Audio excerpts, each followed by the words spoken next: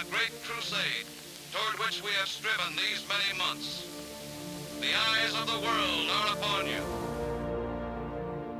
D-Day was something that I think every one of us share this moment, that we went through something very special. It was pitch dark, and we started to load the troops up. I had the job of using high explosive. We were going to be the initial assault wave on D-Day. We were all a bunch of kids, 23, 24, 25-year-olds. We had the mission to take out these guns that were pointed at Omaha Beach, Utah Beach. We were instructed that not to bring anybody back except the wounded or the dead.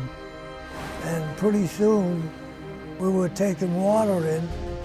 As I was going into the beach, I could hear the bullets hitting on the side of my boat. The 88s start coming at us, and traces are going over our heads.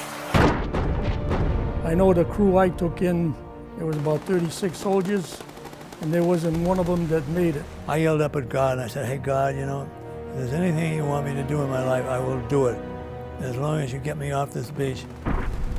I knew we were in trouble, and all I could see was red blood. Something I try to get out of my mind, but it's just stuck there and I just can't shake it off.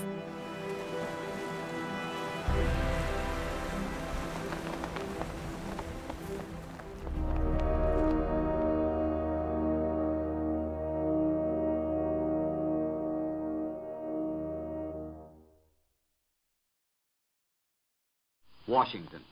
The War Department says it has no information on reports by the German radio that invasion operations have begun on the French Channel coast.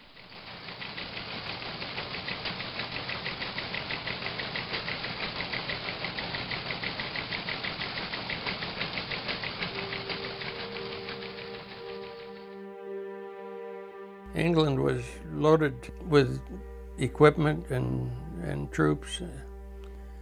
We laughed and said the only thing that kept the island up were the barrage balloons. We trained there for 9 months. We had practice jumps. We had a night jump there, and it looked like the area of France, but we didn't realize where we were going to go. They had like hedgerows and everything. Everybody was waiting on something to happen. Don't think that I wasn't scared. You're scared, but you just go. That's all. You don't think about it. I didn't think about it. A lot of guys did. Some guys broke down, but I don't know why I didn't break down, but I went through. Something big was coming that we knew. When we were told that we're going to be leaving and to go to Southampton, I said, Southampton, that's right on the coast to go to France. They put us behind barbed wire fences with guards on the outside and guards inside, and nobody could get in or out, and we were there for about a week. We realized that we were going to be the tip of the spear when the invasion came. I think we all had an idea. In fact, we all knew that General Eisenhower said we was going to be 94% casualties. So we all knew that already. And we probably wasn't supposed to know it, but we did. So yeah, we knew what was coming. We were all anticipating how we would react to people shooting at us, and so it was a time of a good deal of tension. The important part was that you had to have some kind of weather that was clear enough so you could have air cover. You had to have as close to a full moon as possible so you could see what you were doing on the beaches. June 5th came, and they said, we're going on the 5th. And we were all suited up to go, and word came down that the mission's been scrubbed because the weather wasn't very good. The weather was stormy all the week before, and the only way we could forecast was to look at the whole weather systems coming across the North Atlantic, and the weather showed a day before a high-pressure ridge creeping up from the Azores, and this told us we could go.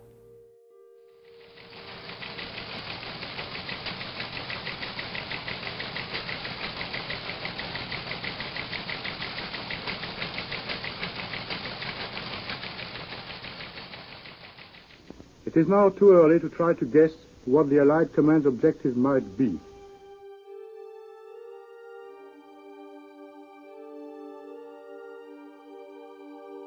We got briefed for a couple of missions before D-Day, and then for the actual invasion, they showed us the sand tables and gave us the briefings and told us what to expect. We were assigned to landing craft assault because we were going to be the initial assault wave on D-Day. And the 1st Battalion won that award. Don't ask me why. We weren't too excited about hearing we were going to be the initial assault. But in any event, we were. Soldiers, sailors, and airmen of the Allied Expeditionary Force, you are about to embark upon the great crusade toward which we have striven these many months. The eyes of the world are upon you. The hopes and prayers of liberty-loving people everywhere march with you. In company with our brave allies and brothers in arms on other fronts, you will bring about the destruction of the German war machine, the elimination of Nazi tyranny over the oppressed peoples of Europe, and security for ourselves in a free world. Your task will not be an easy one. Your enemy is well-trained, well-equipped, and battle-hardened. He will fight savagely. Our home fronts have given us an overwhelming superiority in weapons and munitions of war, and placed at our disposal great reserves of trained fighting men. The tide has turned. The free men of the world are marching together to victory. I have full confidence in your courage, devotion to duty, and skill in battle. We will accept nothing less than full victory. Good luck, and let us all beseech the blessing of Almighty God upon this great and noble undertaking.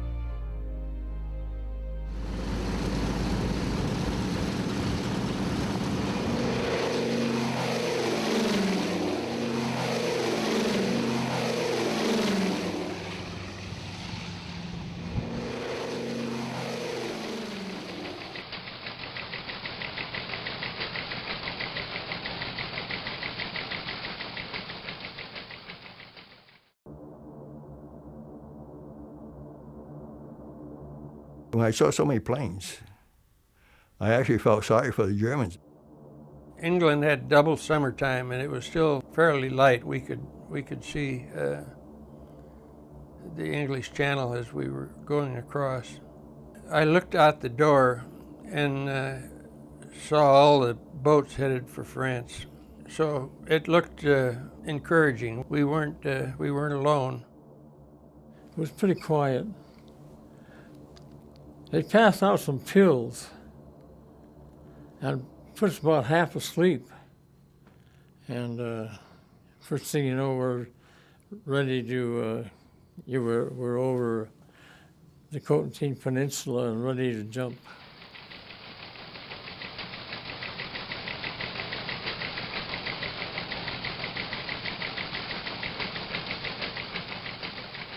NBC reporters are standing by to bring you the latest invasion bulletins as they come off the wire. Early this morning, the long-awaited British and American invasion began when paratroops landed in the area of the Somme estuary. The German news agency said the Allied invasion operations began with the landing of airborne troops in the area of the mouth of the Seine River.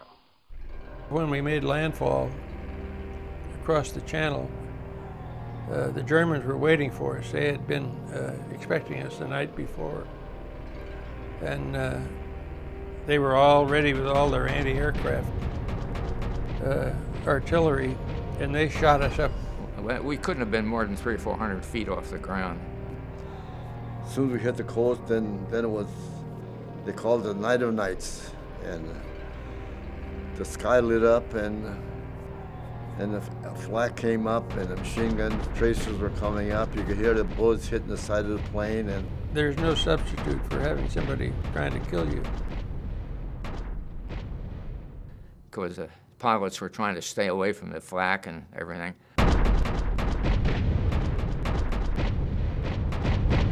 We was all pretty serious when we was going through that. And it was just that we was going to combat, what we'd been training to do.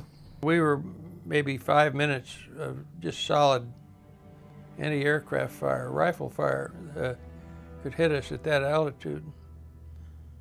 So we were really anxious to get out of that airplane. When the flak started, which did over the Guernsey Islands, the guys were just saying, let us get the hell out of here. I can't imagine how tense everybody was. It was amazing. And we were quite eager to get out of the damn thing. There was a lot of back out there. I think everybody wanted to get out of it. I think everybody was ready to get out of it. No question about whether you was going to jump or not. You just wanted out of that thing because the shrapnel was going through that thing sounded like a beehive, you know. So there was no problem getting the guys to jump. They wanted out. They wanted that green light to come on so they could get out of that damn thing. There was 4 planes in the formation. 66 was a company plane, and the left was a plane that was one of our platoons. On the right was 68, and then I was in the back with 69. And after we went through all that firing and that, we saw the plane our company plane get shot down. One of our planes was shot down, and we lost 12, 14 men, the company commander and the first sergeant. That was just before those guys even got on the ground. I think the number is somewhere around 60 aircraft didn't make it back to England. The moon was going in and out behind the clouds. And I just thought about what you could see and then you couldn't see. We didn't know where we was at, but we was there. And you're floating around down there, you're wondering what's going to happen. All I can see is tracers flying in all directions down there. It looked like every one was going to hit you between the eyes, and then they peel off one way or the other. And that's about all. And that's the first time I ever saw green tracers. I told people I saw green tracers, and I found out later that the Germans did have green tracers. Ours were red.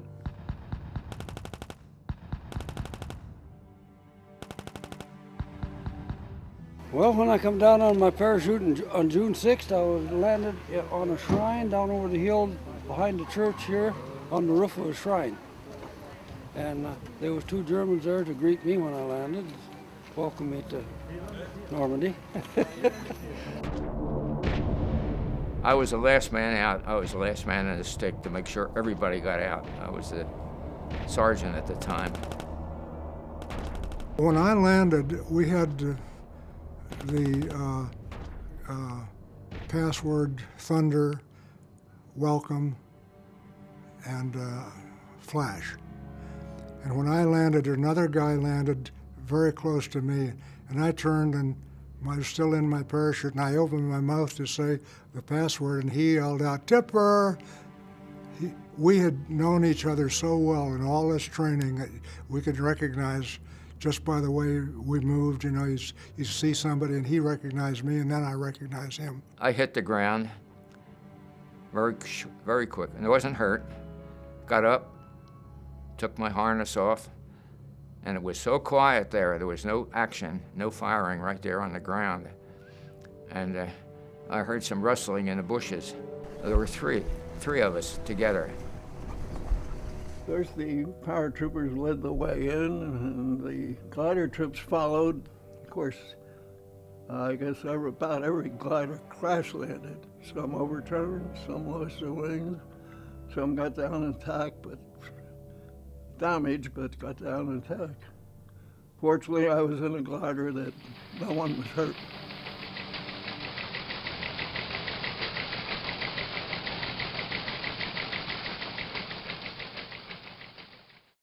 The German radio announced, "This is D-Day." No inkling of where I was from that time until I got to St. Lo. I probably was some 14 miles from where I was supposed to be. I was all alone. The only thing I got scared of, really, right into, because I avoided roads and so forth, was cows. I was sneaking up on cows because I thought they might be some of our men. And I didn't use the clicker. I never believed in the clickers because I figured it was more harm than good. I could hear the guns on the shore opening up with the bombardment. I could hear that all the time, every morning, noon, and night, all during that period. I could see very nearby tracers going on. A German walked right in front of me that I hadn't seen, and he hadn't seen me. Fortunately, I had my Tommy gun cocked, and when he came around the tree, I'm trying to remember whether he had his gun slung over his shoulder, I think so, but I just stitched him all the way up with a machine gun. And that was the first period that was the most difficult period I had in all my whole career, because I thought he was the point of a squad.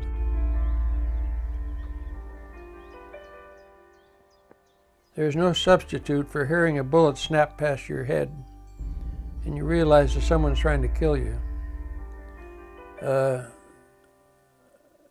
And you can't explain or put into words how that feels. But it forever changes you. You're never quite the same. I landed in water over my head. I had on all of my equipment plus a leg bag. I managed to get out of the trench, and the troops that I took up with were 82nd Division people. They came in behind me. And that's the people that I was with when I killed my first man.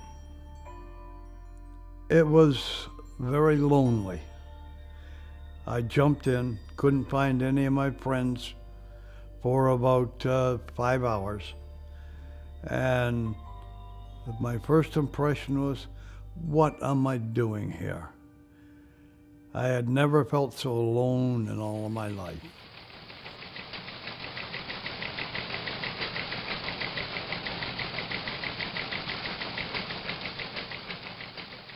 Early Tuesday morning, landing craft and light warships were observed in the area between the mouth of the Somme and the eastern coast of Normandy.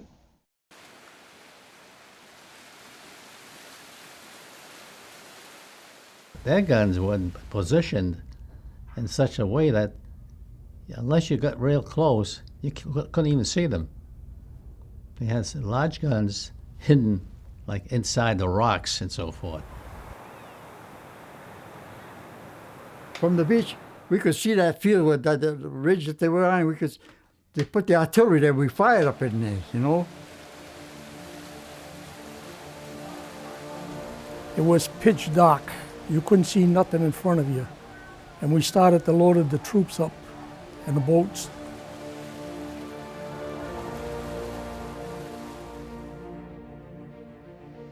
They don't tell us what area we were going to hit. We just go into the beach and that's it.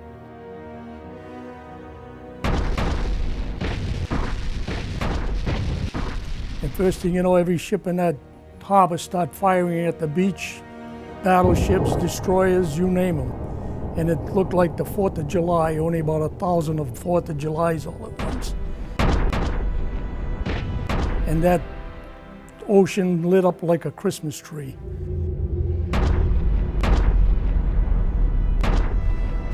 And it was 4:30 in the morning and they were bombing that beach like hell.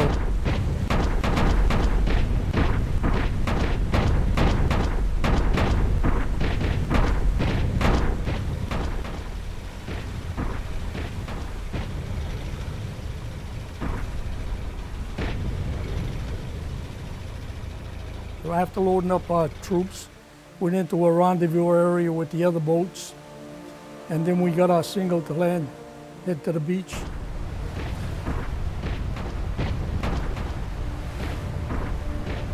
The poor guys got seasick.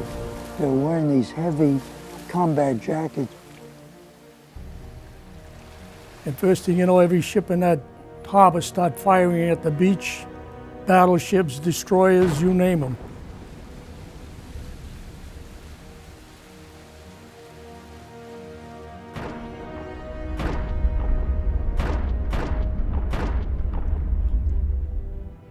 You're scared all the time you do something. I was anyway. I imagine all the others were too.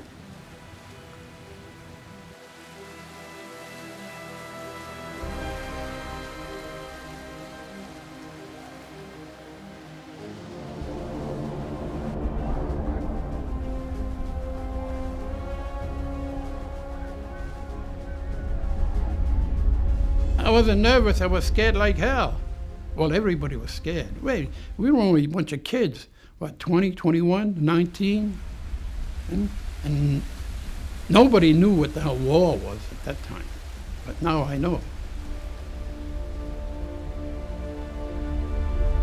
Attention, men, attention. From General Eisenhower to all soldiers, sailors, and airmen of the Allied... And then we got our single to land, head to the beach. And I figured on the way in, I says, this is going to be a piece of cake. There can't be nobody left on that beach with the bombardment they took. And I could see them soldiers, they were scared stiff, you know, and they can see they were nervous.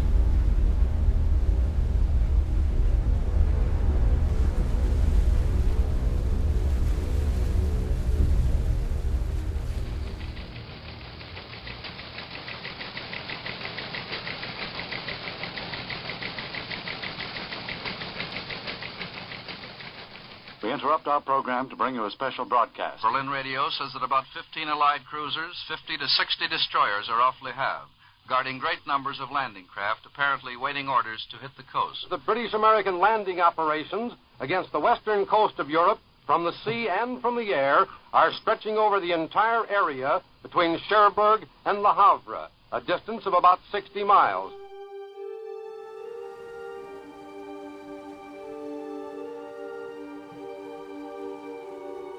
It was the roughest time I ever saw it. It was raining, and the waves were so high that the boat was just bouncing up and down. And everybody, all the soldiers was getting seasick and vomiting over the side.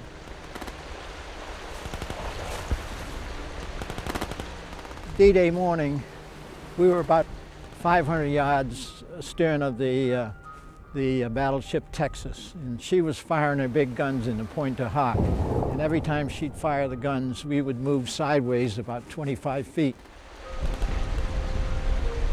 We did trips back and forth, bringing everything from troops to plasma, blood plasma, K rations, shells for the guns for the thing.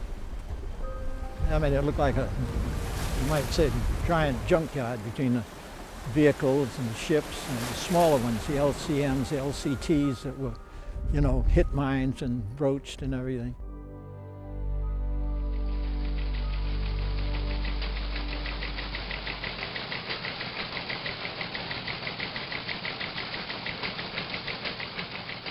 The greatest fleet of ships ever to set sail.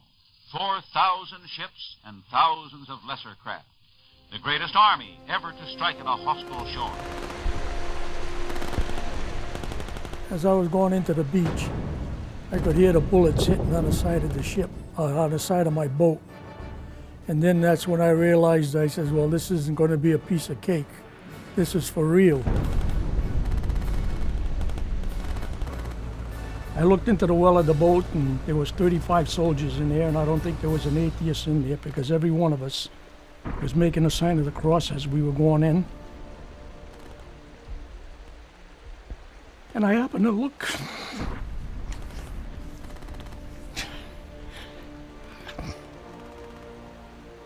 I looked to the right, and I seen a boat there.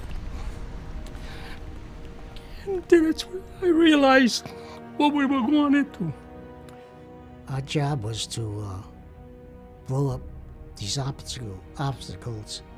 They had what they call hedgehogs, and then they had these telephone poles with a ramp, and on top of the telephone pole was a mine. That was for when the tide came in, the boats would just slide up there and the mine would explode.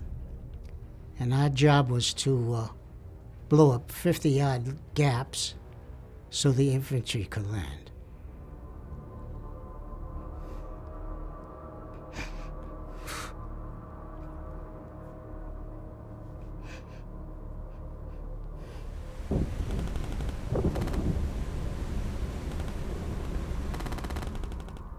I carried a rifle and a web belt with canteen and ammunition and a rifle. And I forgot how many pounds of explosives I had on my back. I believe they called it tetratol. And as I got to the ramp with a small boat that was in to land, just as I jumped into the water, there was this explosion. And while I was under the water, maybe a couple of seconds, someone pulled me out, and I couldn't find anything.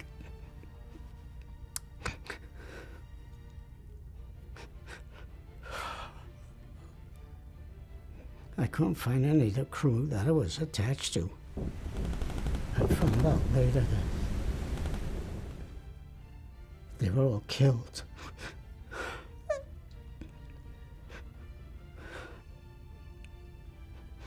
I was the only one left.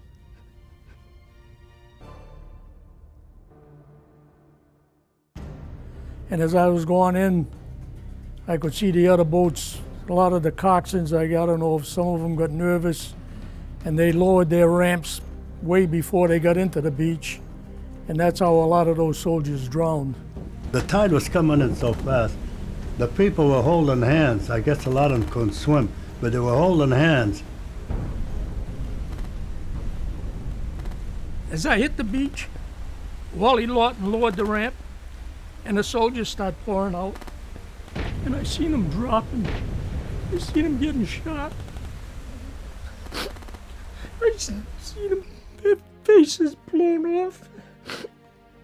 God, it was an awful sight. It's a sight I'll never forget. It's been in my mind since. As they were going off, there was one soldier there that didn't want to leave. I guess he froze. He seen what happened in front of him, and we were instructed not to take anybody back unless they were wounded or dead. As I lifted up my arm, tell him to get off, I was shot, and it came out my back.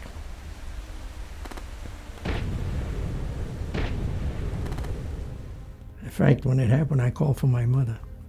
I was in that water, and I called for my mother. I didn't really start getting scared or feeling about it until we started hearing the bullets hitting the other side of the ship and hitting the water. And then when I looked, like I said, I seen that boat blow up. I said, oh my God, I hope I don't get hit. I can remember the soldiers telling me, go all the way in, I don't want to get wet, I don't want to get wet, you know. They didn't get wet, they got killed.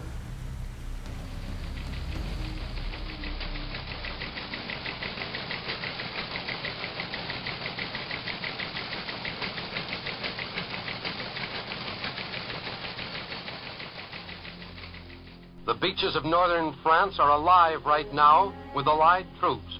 Allied troops landing in wave after wave. We got in within 300 yards of the cliffs point of Pointe to Hawk.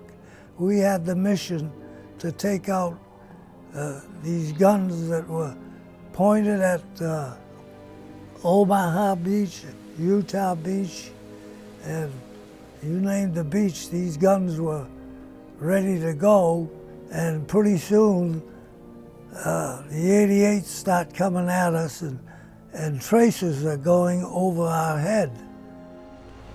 The next thing I knew, when we got within about 800 yards from the point, we were taking an awful pounding, and one shell hit just in front of the bow of the landing craft, just picked it up, and we had almost half full of water already. It just flipped it over. First thing I know, I remember hearing our captain and saying, "Abandon ship." We had no choice. We were dumped right into the water. And we lost 5 guys then. And we figured that the end was going to come.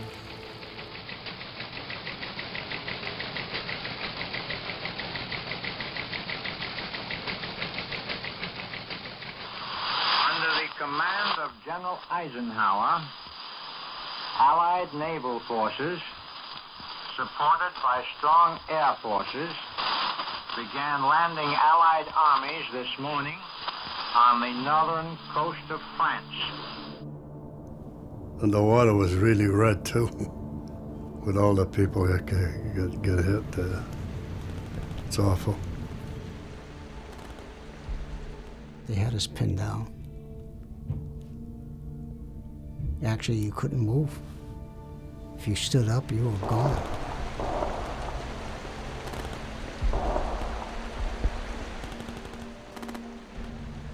I reached a point where I could see that I had to talk to God in a real hurry. And I remember looking up to God, and I yelled, "God, no matter what it is you want me to do, I'll do it forever and the rest of my life." And almost instantly, the Navy had shot down smoke flares way down below the beach near Vierville. And the smoke had drifted up by us. At that point, Colonel Cannon, who was my regimental commander, had come along in the smoke and said, "Okay, guys, get off the beach, get your ass up here, get up to the beach and run." And it was almost simultaneously. And he yelled, "29, let's go." And we did.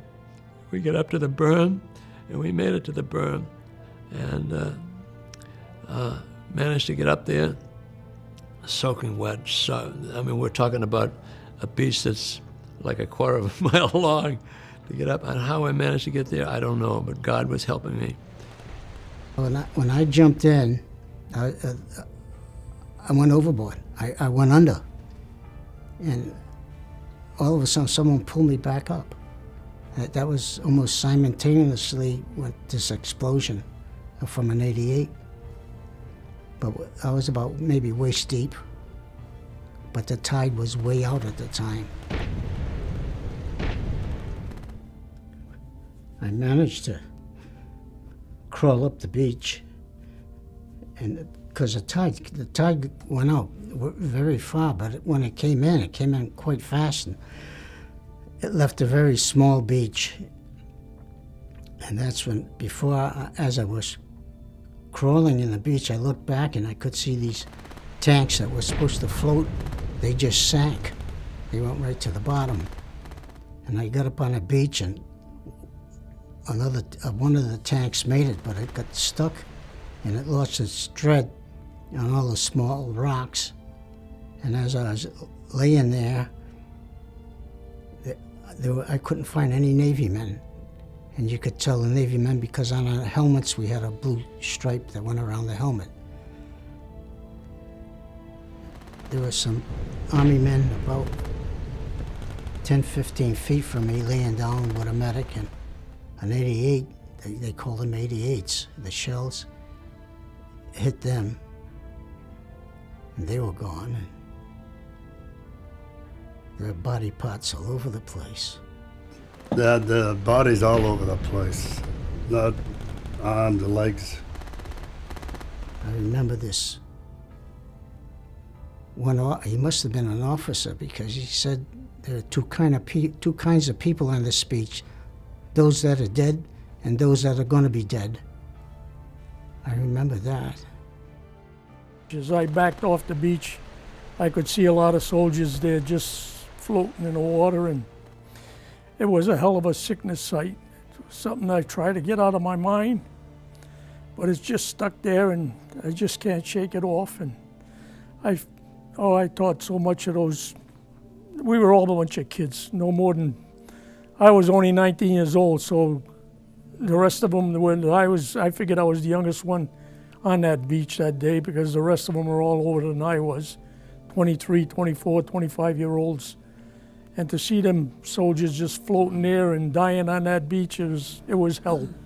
And don't let anybody tell you it was different, because it was hell. It was awful, and these are things that I will never forget. Scariest thing that ever happened to me in my life.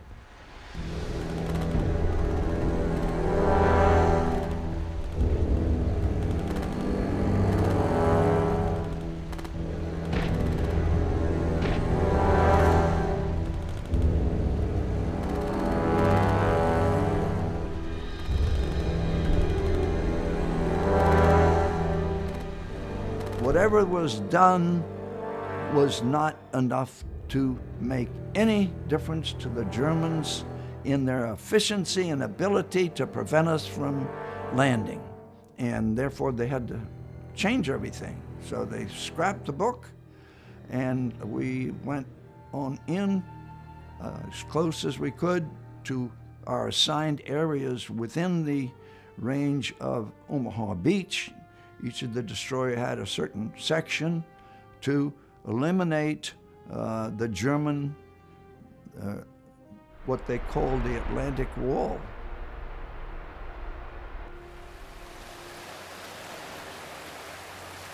There was just a huge mass of ships, of landing craft and everything, and circling around. And because there was no immediate success on the beach, a lot of ships that should have been in, unloaded, and gone out were still there on the beach. So there was a mass of ships close to the beach. It would have been a field day if the artillery had gone out farther, but it was obvious that they were determined to confine their fire to the beach and just off the beach. We went and examined the pillbox afterwards, and they said, this is probably where our big guns hit, and it'd be a little ship with some men off the... Our guns didn't do any damage unless they were direct hit.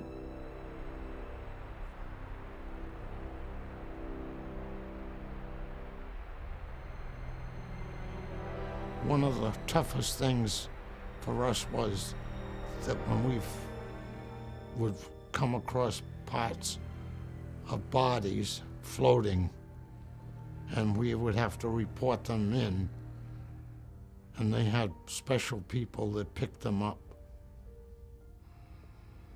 That never goes away. It stays with you all the time. When flashbacks come back, I see arms, legs, bodies.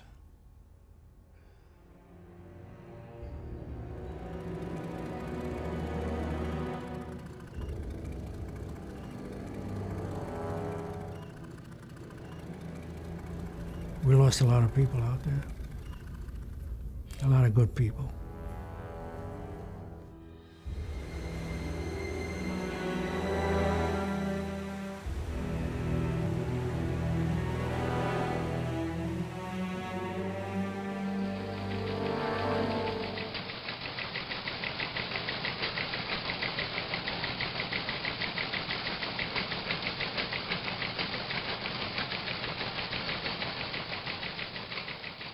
A landing was made this morning on the coast of France, and German radio stations admit that our troops are now 10 miles inside Europe.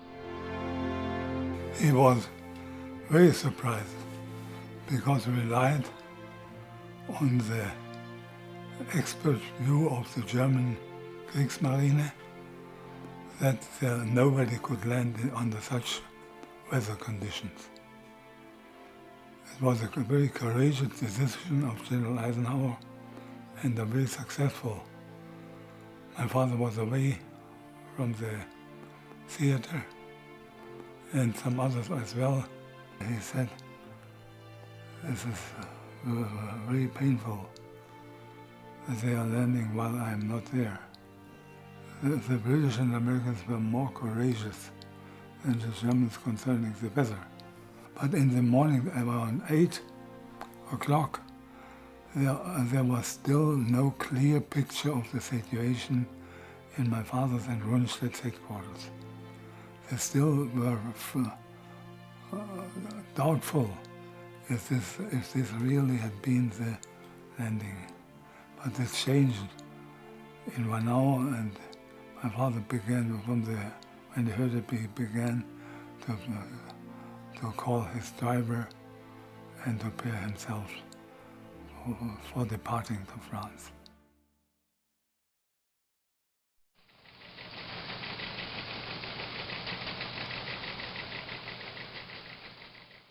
Today is a day that no living American can ever forget, Invasion Day. Allied invasion forces have cleared the enemy from all of their beachheads in French Normandy. Today they are fighting their way inland. To report that several beachheads have now been established. Allied forces are slashing their way inland from these beachheads, according to the reconnaissance photos. I don't ever remember being scared. You know, it was an experience that I knew would probably be the most important thing I did in my entire life, would be part of that invasion. We were coming into the beach and we were taking wounded off. Most of them were paratroopers from the 101st and 82nd Airborne. One person we took off was a glider pilot, and he was in really bad shape. The doctors later said that he had broken every bone in his body. I took him back in my boat.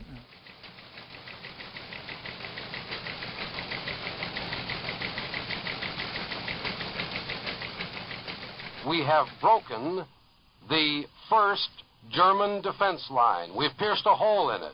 We are 10 miles inside the fortress of Europe, that wall of steel and concrete which Hitler boasted could never be broken. But it apparently has already been broken. Our job was to go in there and stay there until we silenced each of the German heavy artillery in there, the machine gun nests, the mortar nests, and the sharpshooters. The destroyers stayed there until there were no more firing from any source of the Germans. The German wall was broken forever. What was happening when we got there? People are getting off the boats and being killed on the beach. I remember looking down in both directions, and as far as I could see, there were men on the sand there, and they were either dead or they were lying still because they didn't want to be dead, and because there was nothing but death for them if they got up, because none of the offensive actions of the Germans were stopped with all the things we did until the destroyers came in and destroyed the big guns and then all the others that they had. And by the time sunset, there was not a single German gun firing, or a pistol, or a rifle, mortar, or anything else. And the German wall, the Atlantic wall, was no more.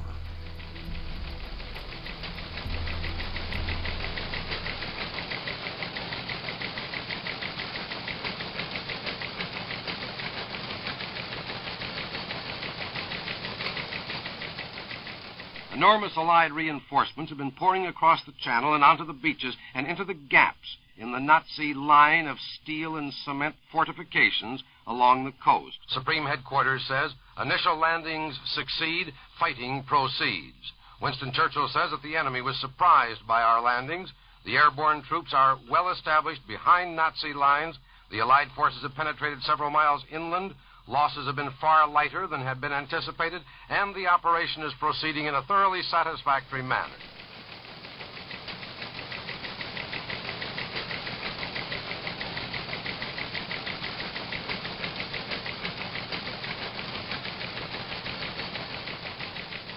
And another bulletin just in emphasizes the element of surprise, saying that the Nazis were caught off their guard in an effective surprise by the Allied forces. Although all the beaches on which we have landed have been cleared of the enemy, and some of the beaches have been linked together, the fighting inland is both heavy and general. The first phase of the invasion is going well.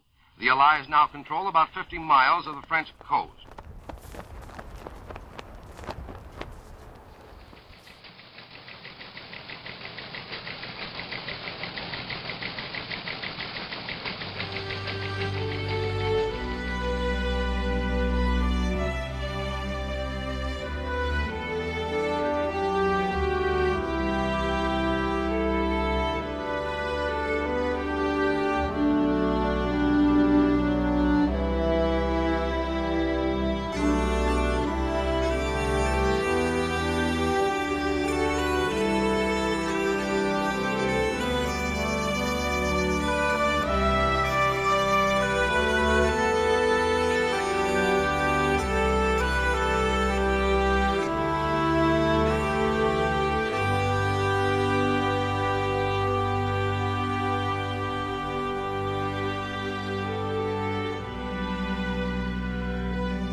In my rosary at nights, when I say the prayers, I pray still. I don't pray for the guys that on holidays. I pray for them every night. I even pray for the people that were in the concentration camps that got killed by the Nazis. And I say, and God bless the people that didn't make it back home. Every night, not on holidays, every night.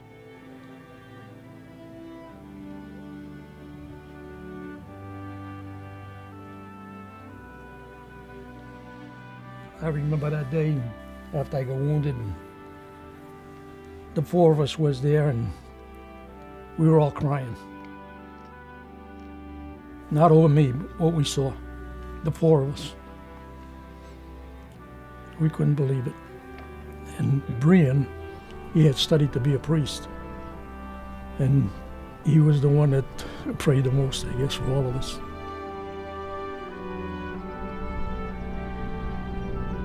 I'm not the hero. I'm not the hero. I'm just a survivor. The heroes, most of the heroes, over there under the white crosses that you all know about, and their mothers and their fathers and their brothers and their sisters, and even their children are some of those people. Those are the heroes of this war. We're the survivors now, and I'm glad you feel that way, and I hope you always do, because democracy and liberty are too precious, and until I came over here, I didn't realize how precious it was. I always had the feeling that somebody's looking after me, because look at what happened. We were supposed to land 10 o'clock in the morning, and I didn't land until the next day. So that saved me then. If I landed 10 o'clock in the morning, I probably would have been one of those guys laying there.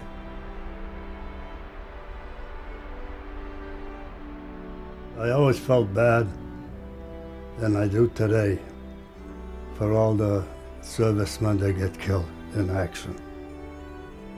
I think about it all the time.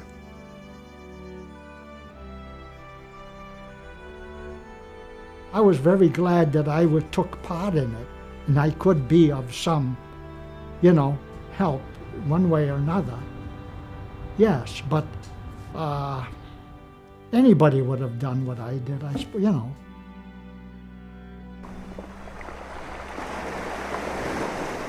Hero, what does it mean, a hero? Can you tell me? Just because he did something which is very important, but he had a job to do, and that's what I did. I had a job to do, and I did it. But I'm not a hero. I won't call myself a hero. The thing that affects me more is that they were one of my buddies, one of my fellow soldiers, and we were kind of like a family in a way, and we were kind of like one almost. That, I think, affects me more than anything else. Their lives were cut short. They never got the chance to realize an adult life, and they were just kids, really. And our whole regiment averaged 21 years old, I think, officers and men, and they never had a chance to have families and children of their own. It's sad. sad.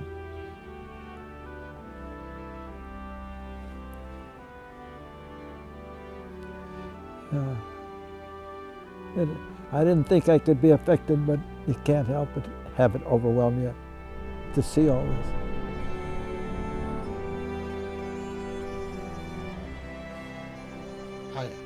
I've always been proud of the uniform I wore, the boys that I served with.